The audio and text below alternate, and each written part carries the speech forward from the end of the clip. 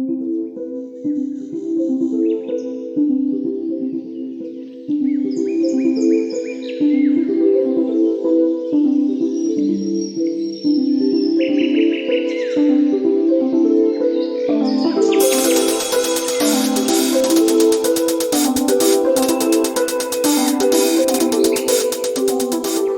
and welcome to the White Witch podcast with me, Carly. Hope you are all well, witches. So welcome today to our first episode of the Witch's Garden series, where we will be looking at today 6 herbs you can easily grow and incorporate into your practice, be it for spell work, medicinal purposes, and smoke cleansing. This week, in line with our recent episode all about soul loss and soul retrieval, we have for our book review the book written by Sandra Ingerman called Soul Retrieval, Mending the Fragmented Self. This book was a huge game changer for me in one sense. I do have a couple of caveats in regards to this book, but let me delve into what I loved about it. Regardless of the caveat, I would still buy this again. I would read it again. I do think it is a wonderful start to understanding soul loss and soul retrieval. I loved this book for understanding soul loss and soul retrieval in itself. It has a checklist of symptoms so you can understand some of the things that may indicate this is what you might have experienced. It explains the shaman's journey when it comes to soul retrieval following soul loss or soul theft, which gets really deep with accounts of exactly where the shaman travels to. I especially love the account of the land of the dead that a shaman will travel to, their methods for bringing back a soul, guardians that they meet along the way, non-ordinary reality, and tracking lost souls. Sandra runs through a whole outline of exactly how she conducts a soul retrieval, the effects of soul retrieval, so how people tend to feel straight after, but also going forward, the benefits they can expect, how it's turned their life around. She also talks about soul theft and love, codependency, how to prepare for a soul retrieval, which is an integral part of the process, and how to avoid further soul loss. I thought I would read you a section of the book that explains how you can return soul parts to someone else if you feel like you may be holding on to them. So you might want to go back and listen to the soul loss, soul retrieval episode if this isn't making any sense to you currently. But basically, we can end up holding on to people's soul parts, following on from perhaps separation, divorce, death of a loved one. It's quite common, apparently, to hang on to the soul parts of former partners. So you may wish to go out in nature and find a stick. Break the stick, releasing any unnatural hold you might have on someone else. Many people have used quartz crystals for giving back a soul in a variety of ways. So take a quartz crystal that is dear to you or buy one, visualizing the person, blow the soul into the crystal. Some people were told to give the crystal to that person as a gift. Take any objects you have in your possession belonging to that person and send them back to the owner. Build a small fire, put a piece of sage in the fire for each soul piece you have, saying, I release you, return to the one you belong to. When all the pieces of sage have burned, put the fire out with water and scatter the ashes outside. You might want to use breath work. So as you inhale, think of the person you are sending to. When you exhale, purposely send the soul back. And lastly, you might want to give the person a gift that might be a representation of the soul to you. So the caveat I mentioned is that the book is mainly built up of accounts of soul retrieval that Sandra has carried out. But I guess this is to indicate every eventuality and different circumstance that could have brought you to soul loss and how it plays out. I feel like she could have gone into more in regards to the shamanic side of things. And I found that when I did the soul loss, soul retrieval episode, I relied more on research I did through the internet and Pinterest. However, this book was still really valuable to put everything together. And bear in mind, when I research for like the podcast, it can take a whole day. it just really depends how deep down the rabbit hole you want to go, basically. And for me, sometimes the research like borders on obsession because I love it. I mainly ended up researching soul loss and soul retrieval because of my fascination with the Hedgewitches of the past.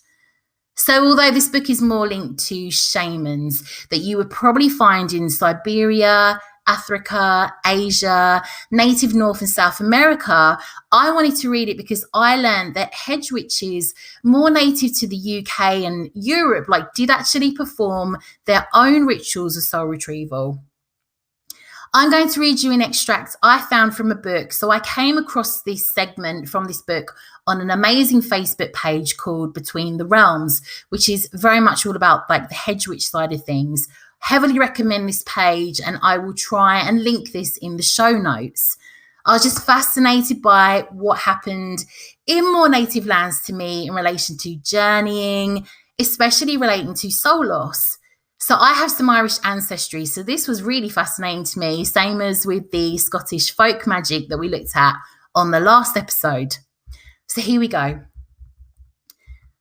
Irish folk stories celebrate the Banfassa, that's the wise woman, the Bean Leish, woman healer, or Bean Glein, handy woman, that's definitely pronounced incorrectly, and the Bean Hainte, keening woman, who acted as a funerary priestess without portfolio.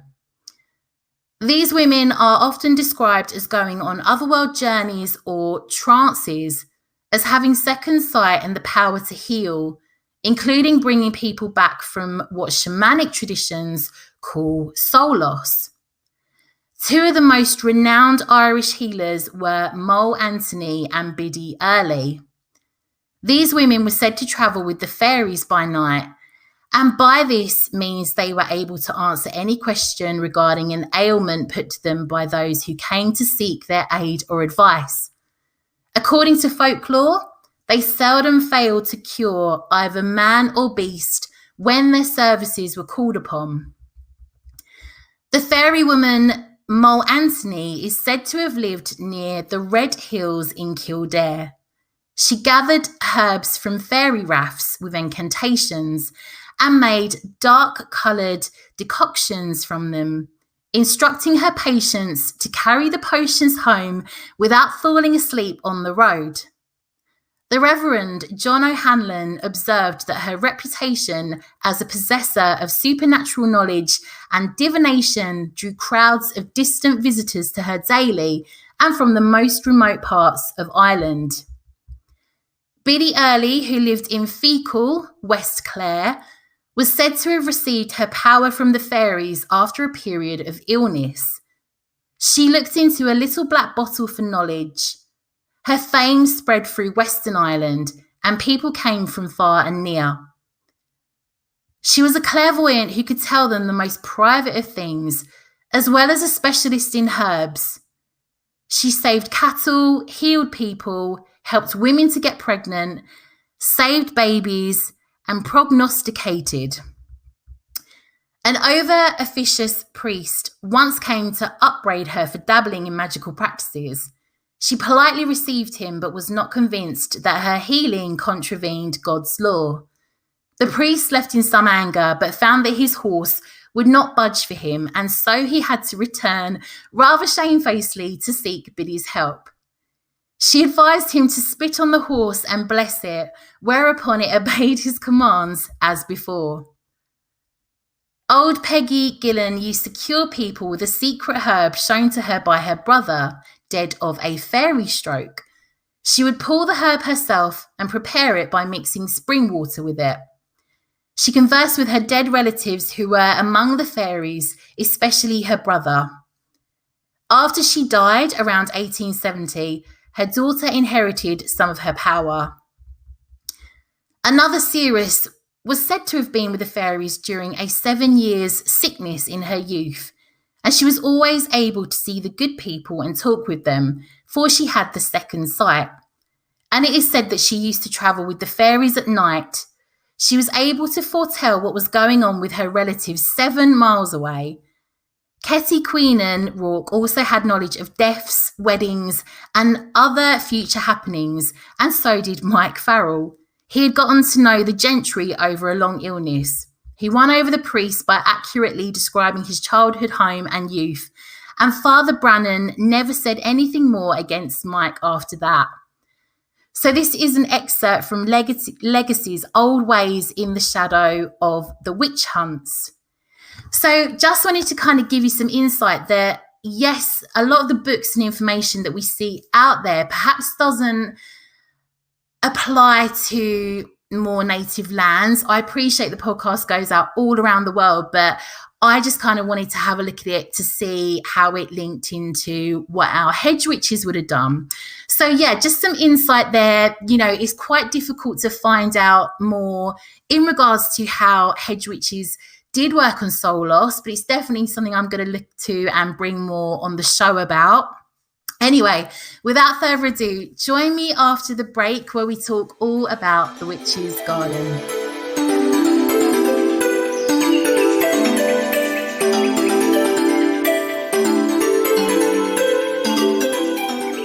Welcome back.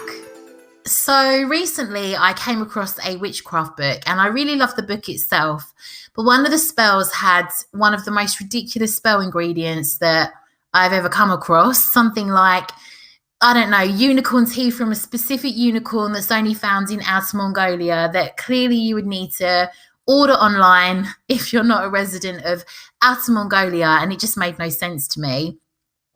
So I appreciate that perhaps the sentiment is that if you are serious enough about casting that spell, you might go to the effort of ordering that particular ingredient.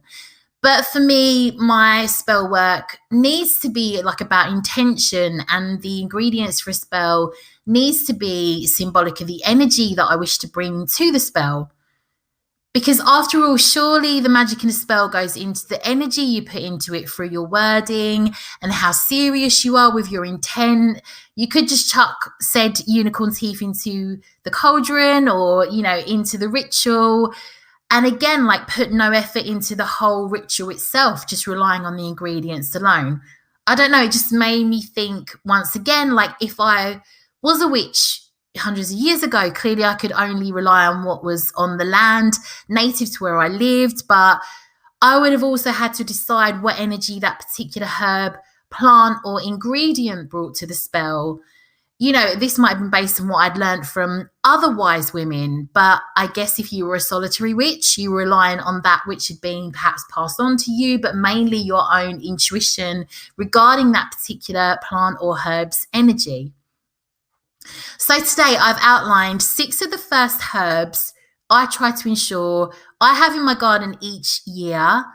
This originally was influenced by a podcast episode I listened to on the Wheel podcast, which is hosted by 2 amazing witches, Hazel and Jenny, who both live near me.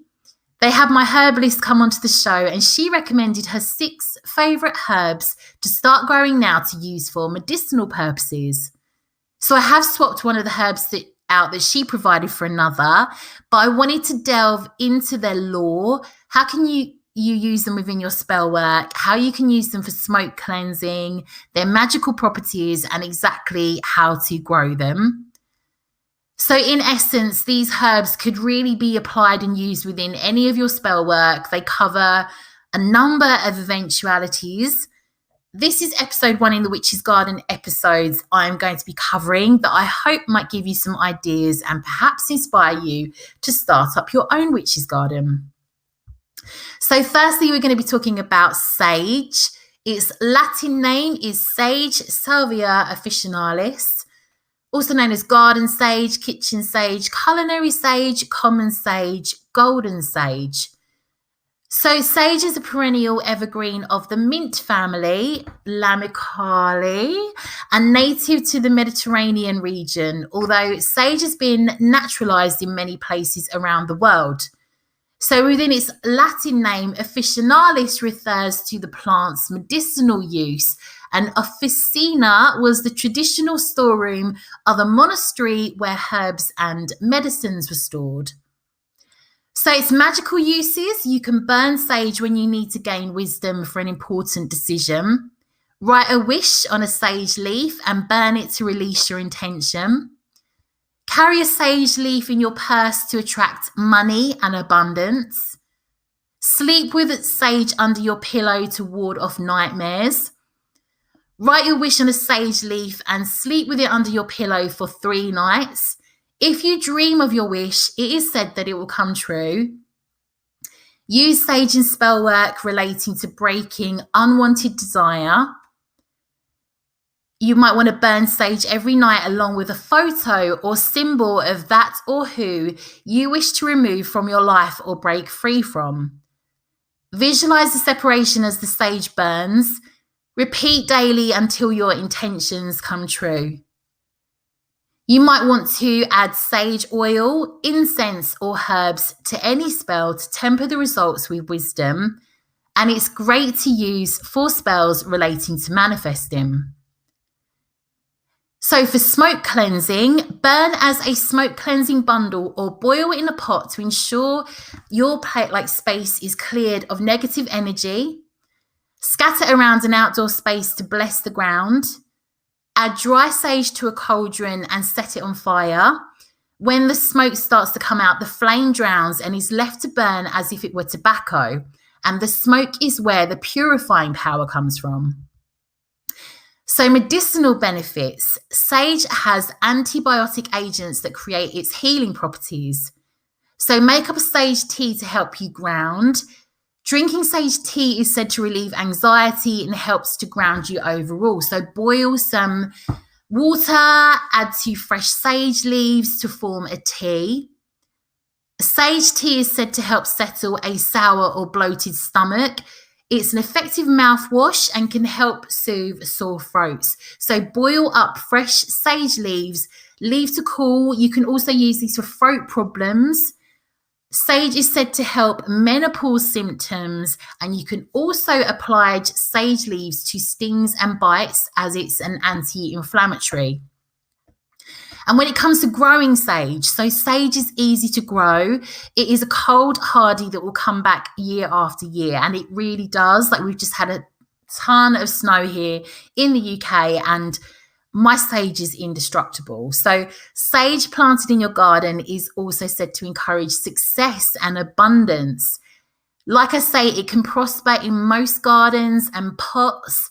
It's sometimes listed as a moon herb and associated with the wisdom of the crone. So I don't know how true this is, but I read the leaves are said to contain a trace of tin in them, which is a Jupiter metal. Therefore, it's also associated with Jupiter along with the moon.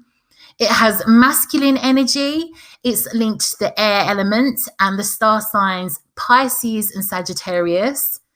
It's linked to the deity Zeus. And overall, its magical properties are purification, cleansing, protection, wisdom, immortality. Use it for wishes, emotional strength. The Romans believed it facilitated memory and quickened the senses. So let's talk all about rosemary. On here I've put AKA, also known as Rosmarinus officinalis, or also known as dew of the sea, Salvia rosmarinus, anthos, and elf plant.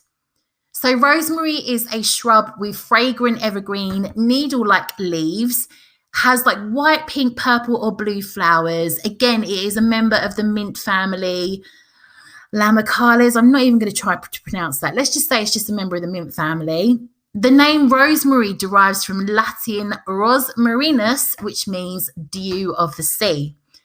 It has a fibrous root system. It's an aromatic evergreen shrub, and it's native to the Mediterranean and Asia, but it is reasonably hardy in cool climates. So Egyptians used it within their burial rituals, and it was said to have been brought to England by the Romans. So for magical uses, wear some on your person whilst reading or studying to assist with focus and to help retain information. Place it under your pillow to aid in restful sleep and to prevent nightmares. Place dried sachets of rosemary around your home for protection. So So it is said that you can summon elven spirits and their magical forces through burning equal parts of rosemary and hollyhock outdoors. Just if you feel the call to, summon some elven spirits. Just, going with that. Using protection baths, wash your hands in water with rosemary before carrying out healing work. And you might want to plant rosemary by your front door to promote and invite love into your home. So for smoke cleansing, you might want to burn it as a smoke cleansing bundle. It's a really good one for that. Rosemary is one of the oldest herbs used for incense, and when it's burned, it releases a powerful cleansing and purifying vibration. So for medicine, you can make up a rosemary tea, which can help improve digestive processes. It keeps your gut happy. Also, you can use it to drink if you are weaning yourself off caffeine and stimulants. I need to have a little bit of more of a look into that, but that was something that my herbalist was mentioning on the podcast episode I'm referring to. Again, I will put the episode into the show notes for you to have a little listen. So rosemary tea supports healthy gut bacteria. It boosts immune health. And rosemary tea may promote hair growth. It has long been used for premature hair loss treatment, and it is said that it increases blood circulation, which stimulates the hair follicles and hair growth. So growing rosemary, so it can withstand droughts, it can survive a severe lack of water for lengthy periods, it can live as long as 30 years. In some parts of the world, it is considered an invasive species. It has a tendency to flower outside its normal flowering season, sometimes as late as early December and as early as mid-February in the Northern Hemisphere. So rosemary loves soil on the sandy side that's well draining. It loves to grow in the ground or pots. If in pots, it loves to spread out its roots, so it does need quite a big pot, unlike other herbs that are happy to be compact in smaller ones. Ideally likes a sunny spot, not harsh midday sun. It will grow where it's humid. It prefers a dry climate. So as a herb, it has feminine energy and it correlates to the fire and air elements, linked to the sun and the moon, the star signs Libra and Virgo, and it's linked to the deities Aphrodite and Persephone. Its magical properties are cleansing, concentration, love, memory, protection, warding off evil spirits, past life recall, psychic detox, strength, loyalty, transformation, healing, spell-breaking rituals, rejuvenating the mind and aura, dream magic, sleep, protection against nightmares, purification, and as a cleansing medicine. So our third herb we are looking at is thyme, also known as Thymus vulgaris, or spirit herb, common thyme, and garden thyme. So thyme is from the mint family again, but it is also a relative of oregano. It's like its uncle or something. I don't know. Thyme is best cultivated in a hot, sunny location. It's a perennial. It can manage deep freezes and is often found growing wild on mountain highlands. So keep it in a hot, sunny place in well-drained soil. It loves dry climates and it is said to be freeze and drought resistant. So having a thyme bush in your garden is said to bring positive energy to your home. Thyme was traditionally worn to protect the bearer from evil spells and to give courage and strength. The Greeks burned thyme in their temples to purify, ward off negativity, and as a source of courage. They also adorned their temples, homes, even their hair with this rich aromatic herb. Ancient Egyptians used thyme for embalming. In the Middle Ages, I'm just so sick of myself saying time. In the Middle Ages, the herb was placed underneath pillows to ward off nightmares. Women during this time often gave thyme to knights and warriors for courage. It was also placed upon coffins during funerals, as it was said to assure passage into the next life. And people used thyme to protect themselves from the Black Death. I wonder how that worked out for them. In spell work, you can, I don't know what's wrong with me today. In spell work, you can add thyme leaves to your bath water for boldness and courage, confidence. And this is what Greek soldiers would have done. They added it to their bath water to enhance courage. You can keep a sprig of thyme in your wallet to invite abundance. You can place thyme under your pillow for a restful sleep. Mix thyme with marjoram for a cleansing bath, and it gives a cleansing vibration and it helps to remove sorrow or negative feelings. So put thyme in your last meal of the day for pleasant dreams that night. Use thyme bundles in spells when you're going from transition into a new phase in life or in a bid to leave the past behind you. And the Fae are said to love dancing around thyme in the garden. So pagan traditions claim that should the Fae have made any of your objects disappear, you can, on the night of a full moon, leave an offering of thyme and something sweet with a request that they might aid you in your search for something that's lost. So smoke cleansing. So smoke cleanse with dried thyme to bring health and healing into your home. Smoke cleanse with thyme to purify your space before magical workings. And for medicinal usage, so tea made from thyme is effective as a remedy for upset stomachs. Again, you can use it for throat issues. It's antiseptic and antifungal. So you can brew up a tea with fresh or dried thyme, again with pretty much all of these herbs. Brew up a tea and allow it to cool, and you can use it as a treatment for athlete's foot. Also, drink it as a tea to help with the cough reflex or to assist your lungs when you're ill or you're having breathing problems. And you can also drink it as a tea as it's antiseptic, so it's really good for urinary tract issues. So it has masculine energy, it's linked to the water element, linked to the planets Mars and Venus, star signs Aries and Capricorn, and linked to the deities Aries and Mars.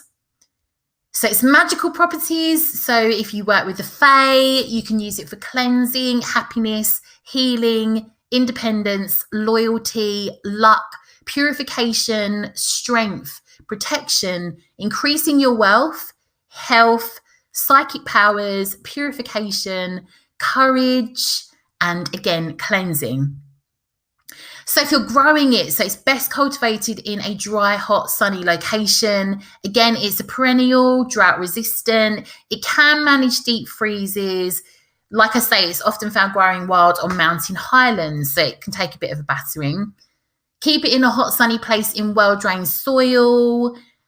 And again, yeah, it's said to bring positive energy to your home.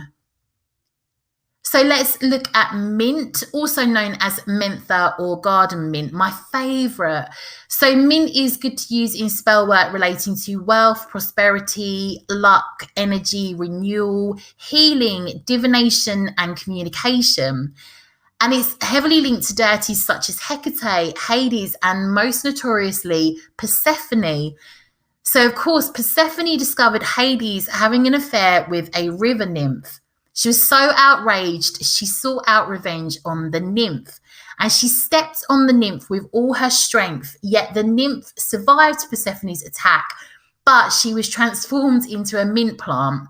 So each time Persephone stepped on her, the scent of mint was released.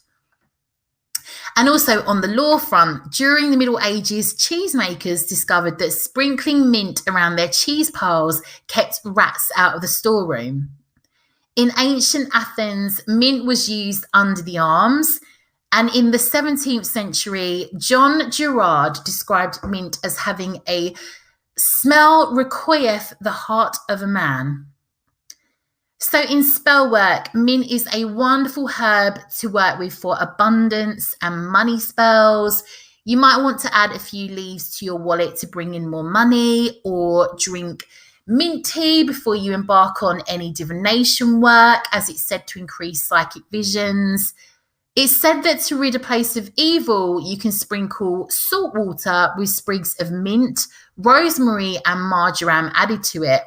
And if you keep mint within the home, it will protect your home and you from evil spirits. So mint is one of the herbs that has been used for exorcisms.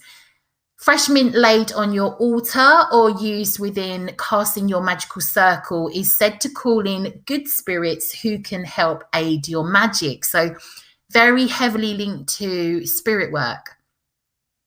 So you can use it within spell work for travel, money, love, luck, healing, mental ability, vitality, prosperity, protection, divination, and spirit work. So I absolutely, on the medicinal front, like I absolutely adore mint. And whenever I have gone to like a Lebanese or a Turkish restaurant, I adore taking mint tea. I love it with rose syrup. It is like one of my all-time favorite bougie drinks. I make a simple mint tea through just taking fresh washed leaves and I pour boiling water over them. This is when I'm at home.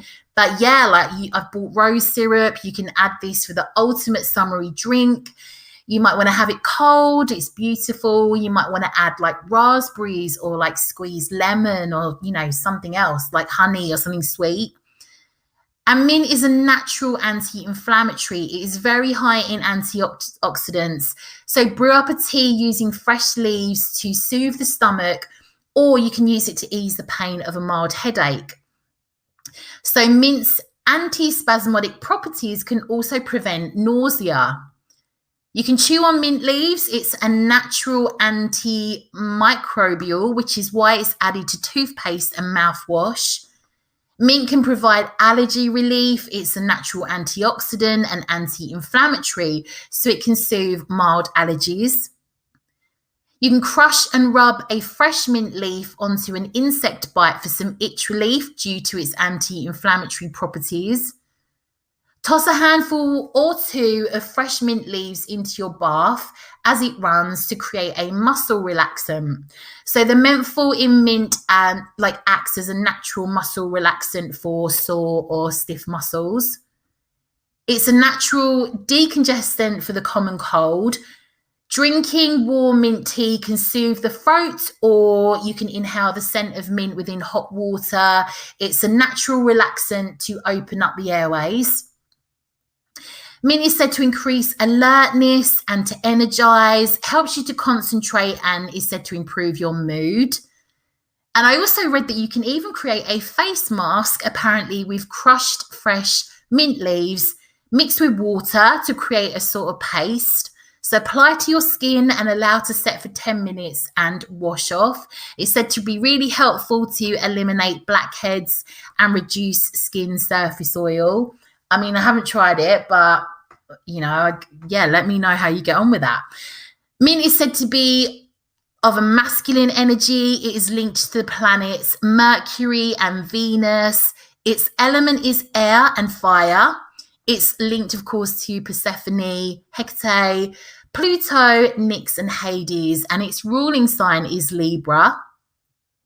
And growing mint. So it's a perennial that grows best in wet soil. It likes partial to full sun, and it will really invade your garden if you're not careful. So I tend to always just plant it in a big pot. It goes berserk. It can literally take over your whole garden if you're not too careful. Quite a thirsty little plant, and its roots spread quite quickly. I don't know why I'm being so cocky today, because I'm actually going to make the mint face mask, like genuinely. Like I feel like that's a really good thing to make. And I know that it is said to be really good for oils on the skin. So yeah, I don't know what's up with me today. And also, I really apologise to all the people from the Middle Ages that carried thyme around with them, because I'm actually thinking about the Scottish Folk Magic episode, and they came up with a medicine that killed the MRSA superbug with cow bile and plants and herbs. So who am I to be knocking them for carrying around a bit of thyme with them? Like, genuinely, I don't know what's wrong with me today. So I apologise to all the people from the Middle Ages for that comment. But back to the herbs. So lemon balm, one of my other favourites, wonderful, wonderful, wonderful herb, also called Melissa officinalis, common balm, bee balm, elixir of life, or balm mint. So lemon balm was historically used as a balm following surgeries to ensure incisions wouldn't become infected. During the Middle Ages, it was placed throughout the home to ensure protection and harmony. The Romans and Greeks associated the herb with wealth due to the bee's strong attraction to it. Love this. It has some of the same chemicals that are in bee pheromones, and beekeepers, as a result, are said to use a compound of crushed leaves to attract worker bees to new hives. So yeah, for spell work, lemon balm has to be one of my favourites. I associate it with the heart. It's great to brew up as a tea using fresh leaves to drink for a broken heart and loss. The scent of the leaves alone is said to lift melancholy, and as a tea, it is also great for anxiety as it works as a mild sedative. So it's great to sip on to ensure a good night's sleep too. So it can also be used for spell work relating to love, success, release, emotions, healing, and friendship. So it's said to be great to drink as a tea before performing ritual work or services. So simply add leaves to boiling water, allow to steep, same as I would do with any of the other herbs that we've mentioned. And to attract love, you can literally just carry some lemon balm leaves with you on your person, perhaps like in a small pouch. So medicinal usage, you can create a poultice using lemon balm leaves that have been ground down using a mortar and pestle. Add a small amount of water to blend it all together into a balm and apply directly to wounds or stings to benefit from its healing qualities. So if you've got the flu, mix lemon balm and eucalyptus in your cauldron or a bowl and bring it to simmer and breathe in the steam to open up the airways and soothe you. Lemon balm is great to use within moon rituals as it has heavy association with the moon. Within spell work, it's ideal for work pertaining to love, healing, release, fertility, friendship, success, emotions, and harmony. And it's linked to Leo, Cancer, and Pisces. It has a feminine energy. Its element is water, and it's linked to the planet Neptune. So growing lemon balm grows rapidly. It spreads in rich, well-drained soil in a sunny spot. I try to look after it the same as mint. It requires little TLC, but likes good drainage. She doesn't like her little feet to be wet.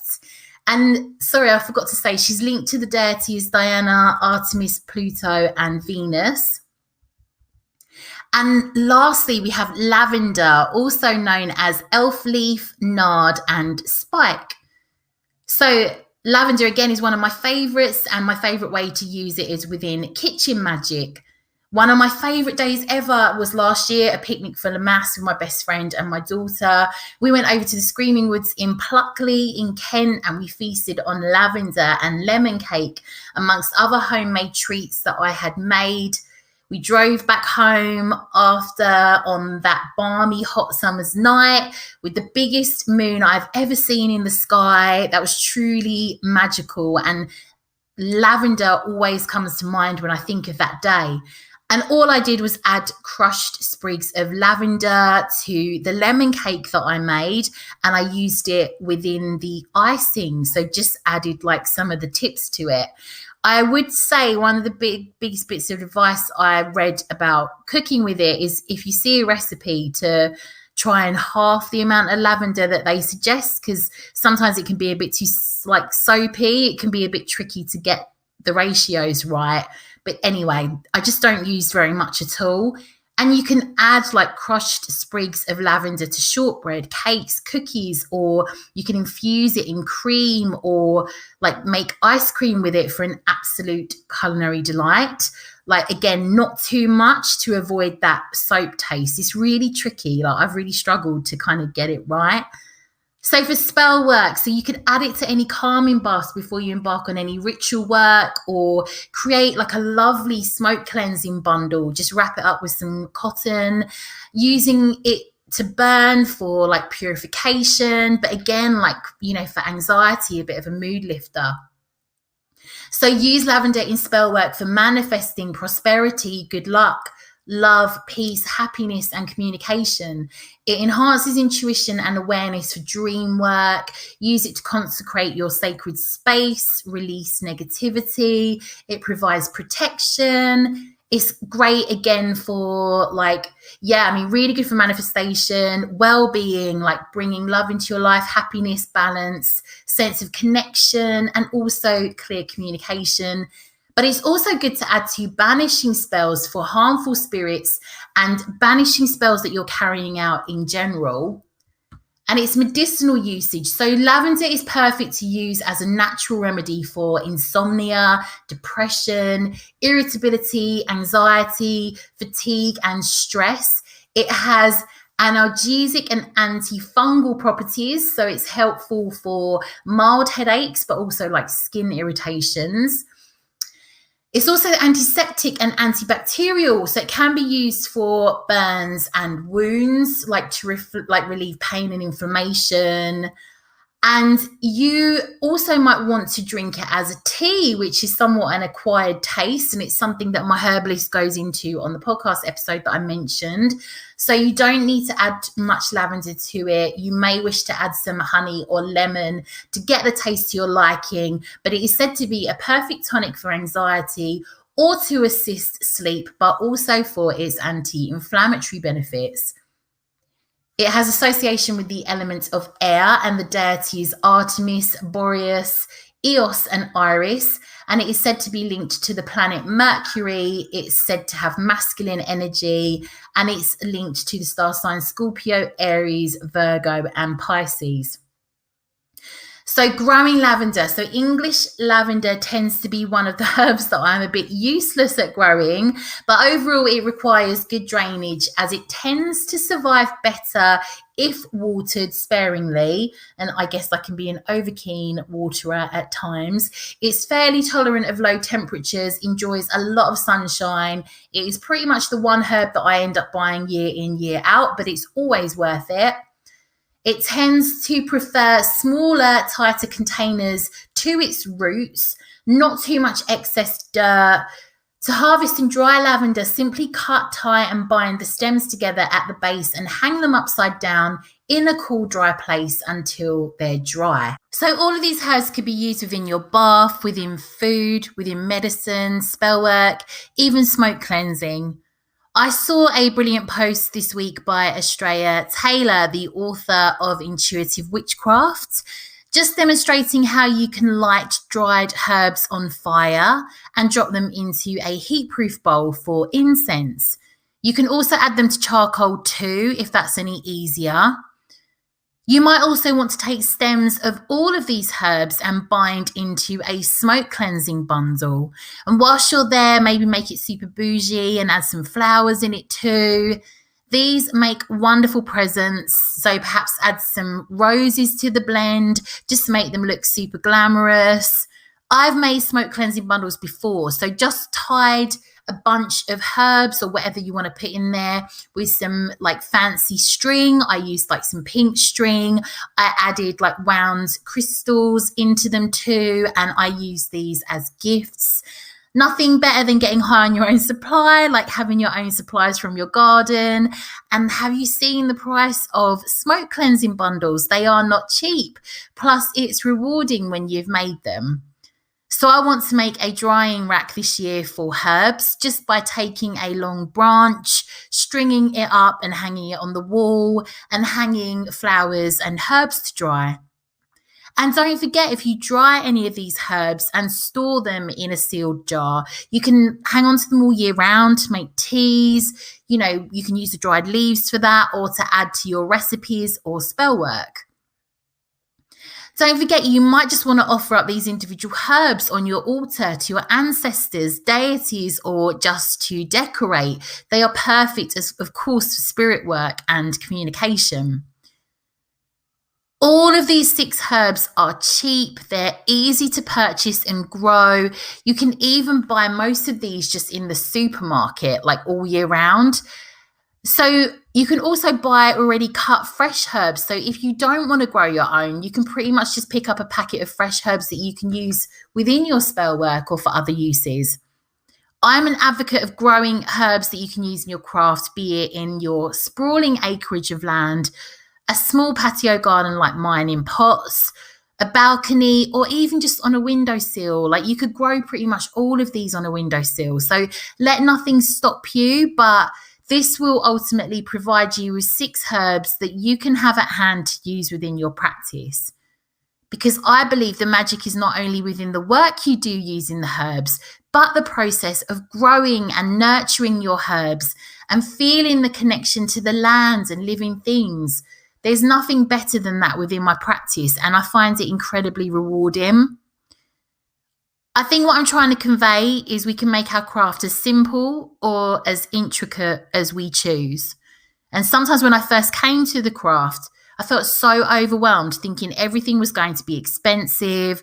I wasn't sure where to begin when it came to spell work, where to order things.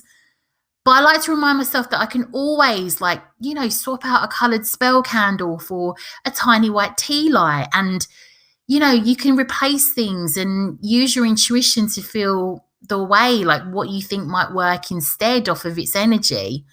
And, don't forget, witches years ago probably only had tallow candles that would have been made from animal fat that would have likely all have come in one colour. They would have just used whatever was outside on the land. And I like to share this similar concept. It just works for me. It also contains all of the power and the energy of the land surrounding us too. So if you are using herbs or plants that you find wild, obviously just make sure you are allowed to pick what you have found. But obviously if you do, just make sure you use it sparingly and do something nice for the herb or plant or the land around it. Perhaps water it, clear the area of any rubbish that you might see. I also like to be really careful of, in my garden, I like to relocate snails. So my mum goes mad at me for this, but I can't really cope with them being hurt. So I often relocate them. I don't yeet them anywhere else, not yeet them or anything. I put them in a little plant pot with their little friends. I relocate them a little bit further up the road. And coming back to animism, everything's got a spirit. So we talked about this last week, and as a result of that and tapping into animism, some witches like to ask the herb or plant if they can take some of their leaves and, sense what the response is. So I'm not quite there. I have no connection with my plants or herbs to know if they are talking to me or not, sadly. This is something I clearly would like to develop, but I do give them a good feed and water, and I check up on them, and I don't harvest too much. I usually do it little and often. This also helps increase their growth too if you are taking little and often. And when it comes to your little plant or herb babies, the best piece of advice I can give you in regards to their care is observation. And this is something that my mum taught me. She's a professional gardener. So when I say that, I mean I check on them and, regularly, I want to say every day, but that would be a big fat lie. But just regularly, and, I look at their roots at the bottom of the pot. So I don't take them out the pot, but I just kind of have a look at the holes at the bottom. I look at their leaves. I see how they're growing. Do they need to be moved into a different area that's perhaps sunnier or shadier? Do I need to switch their pot around so the other side gets light? Are their roots popping out the bottom? Observation is more a prevention rather than cure. And also talking to them. So I like that. And they like that, but I digress. But again, linked into that, I am also thinking of naming my herbs this year. It is something that I do with my house plants purely because it gives them a little identity, and I will feel awful if they die. So it's more pressure for me to keep them alive. And another useless tip I can give you that I found is, again, to name your house plants and name one after you. So you have to ensure it gets all the right love, and somehow this extends to realizing that you need the same too. And one of my houseplants is named after me, and it is thriving. And one of mine is named after my ex-boyfriend, and it's still alive and healthy. So that's really something too. And I didn't name the plant after we broke up. It clearly was when we were together. But yeah, it's still happy and healthy. I didn't let it die. But Anyway, I'm like just whittering on here. We will have a few other The Witch's Garden episodes over the course of this spring. And really, this is because, you know, here in the UK, we are all switching. Well, not all of us, but many of us have gone into major spring mode. We're thinking about gardening, you know, getting into growing mode. So if you are a green witch, if you'd like to be a green witch, if you just want to kind of get involved with growing, you might want to come over to Facebook, The White Witch Company, and join the Green Witches Coven. Over on there's loads of witches that are all talking about what they're doing on their allotments, in their gardens, on their windowsills. There's loads of tips and amazing posts. So come on over and join us there. You can also join us over in the Literary Witches Coven, again over on Facebook, The White Witch Company. We are currently reading The Familiars, which is a book that I have inhaled and have finished, and we don't have our next online Literary Witches Coven meeting until the 10th of April. So I'm well ahead of myself. But yeah, if you want to come and join us for that, please do. You can find me on Instagram at The White Witch Company. My website, www.thewhitewitchcompany.co.uk, and you can sign up for the newsletter on there. And this month, I will have some grimoire printables in relation to some of the herbs that we've talked about on today's episode. So I hope that you have found this insightful, perhaps helpful. If you do start doing anything as a result of this episode, please do tag me on Instagram or Facebook, or always keen to hear, you know, what you're up to, what you're doing within your practice, and, you know, if it's something that you might have picked up from this podcast. Other than that, thank you so much for all your reviews, all of your support. As ever, I'm so grateful. I love to hear from you. Don't be a stranger. Do get in touch. I will be back soon. Have a great week, witches. Lots and lots and lots of witchy love.